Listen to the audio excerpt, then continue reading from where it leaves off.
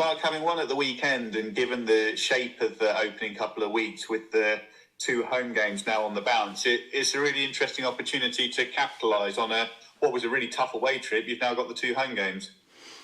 Yeah, but that's a trap that you can easily fall into. There's an expectation that those games are going to be easier, and certainly not. I think you look at Stevenage's start and you know how tough a game that can be, and Bristol Rovers, I think, will be a team right up there this year chasing playoffs. So I think it's 2 really difficult games, tough games. Everybody will have an expectation of us and an anticipation that we'll just continue getting results.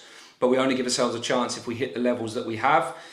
And tomorrow night's game will look very different to the previous 2. So home games are always important for us, we know that, and in that you're right in the fact that that gives us some kind of opportunity, but it doesn't give us any divine right to do anything. So we're going to have to be good, we're going to have to find the level again. After a busy week last week, playing 2 home games in a week is always quite a good week because you get control of your time a little bit more. But we know the challenge that's ahead of us, and 2 teams that have started the season well with the opening 2 games, we'll both be pleased with where we're at, but it should make it a really good game tomorrow, and a really tough challenge.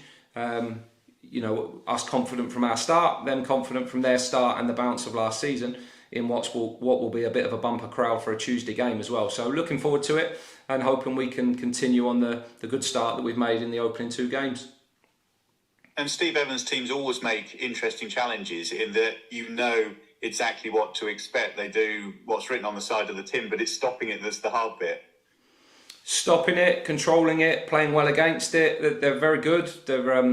They've shown themselves to be a direct team, but they came here previously with other teams that he's had and changed slightly. So that there is a common principle to their game, but at the same time there's an ability to do things slightly differently in the shape that they play. So we'll need to be ready for that.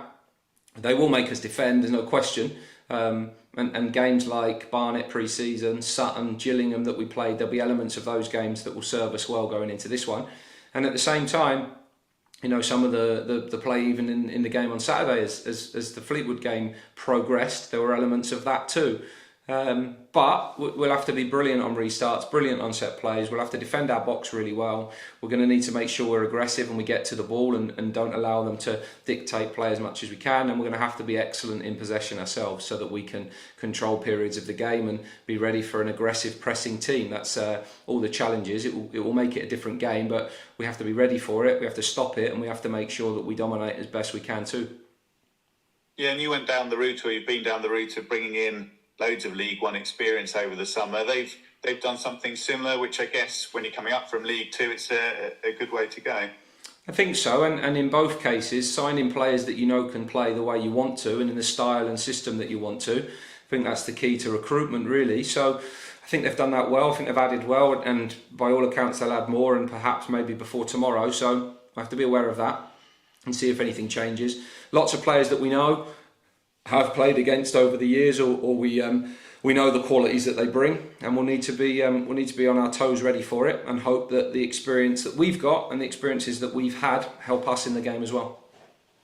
Across their 3 games so far, 2 in the league, 1 in the cup, they've played a whopping amount of added time under the new rules. I think around 70 minutes in total.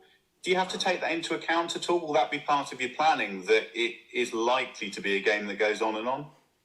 Well, the pattern of the 3 games suggests it could be. I think in our games, there's been a little bit more sense around that as time's gone on. And I imagine that number will shrink over time. But the teams that play in certain ways or take time to set up certain set plays, there's certain elements of that. You know, there's a difference between time wasting and just playing football in a different way. So we shouldn't be manipulating the rules so that it's only set for teams that play in a certain style. But there should be, you know, refs have always had the chance to referee and discipline people for time wasting, so that will need to be looked for. The pattern of their game so far have said there's a lot of added time, which may have an impact on the length of our game tomorrow potentially, which might mean it's stop-start and it's a restart game, which may mean a sub who thinks he's coming on for 20 minutes might actually be coming on for 35, all those things. I think that's just fairly common now that we prepare in that way, and it's potentially one that looks like that tomorrow. I think you can only ever prepare for what you think's coming, but the key is actually adjusting to what does come on the day. So we'll have some ideas around that, but at the same time, we've got to be ready for anything. With you guys, did you get a bit more prior warning with the changes to the rules for this season? Because for the rest of us, basically, we get a press release 2 days before the first game and we're trying to work it all out. Do you get a bit more time to process it all? Not as much as we'd have liked. A couple of weeks probably. The managers' meetings were middle of July, so yeah, not so much. And obviously, until it really starts, you don't know what that means and what that looks like. And there'll be some real inconsistency in the early stages, I think, and maybe just overzealous refereeing in certain situations while everybody gets to grips with what this looks like. Our game Saturday was crazy. There was about 5 bookings in 30 minutes when nothing happened, and then no bookings after that when things happened that maybe under the new rules should have been dealt with. So we're not quite sure how it's going to play out yet. You've seen some of the red cards at the weekend for things that are just a bit mad, really. So I feel for the players because they are hugely connected to games, really emotionally attached to games. And to try to make them robotic and have zero reaction to things is going to be a challenging ask. The consequences there will definitely be more yellow cards. We have to try to have incredible emotional control and temperament to not get cheap ones and get involved in things that we don't need to. I think that will be a process that players will learn as we go through this. But we didn't get much warning, and I think the implications of those changes are actually quite big. So yeah, it would have been nice to have had a bit of a prior warning to what we had, I would say. Looking at the team news, I know it's always difficult to talk about it at 9 o'clock on a Monday morning, and you covered the major bits, I think, on Saturday. Basically, Jordan and Sully, the two that you're waiting on. In the case of Jordan, going to be without, and Sully, I guess, has half a chance. No, none of them tomorrow. Sule has a chance for Saturday if he gets through this week, okay, but he won't be involved tomorrow.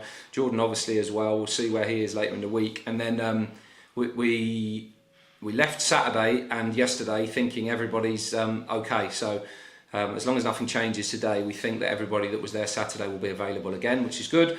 And we need to make sure that we get ourselves ready for that now. So that's where we are with regards to the team for Tuesday. Hopefully that will change a little bit come Saturday. Cool, that's great for me. Just from me, Mark, we talked about Adam May a couple of weeks ago. How's he progressing at the moment?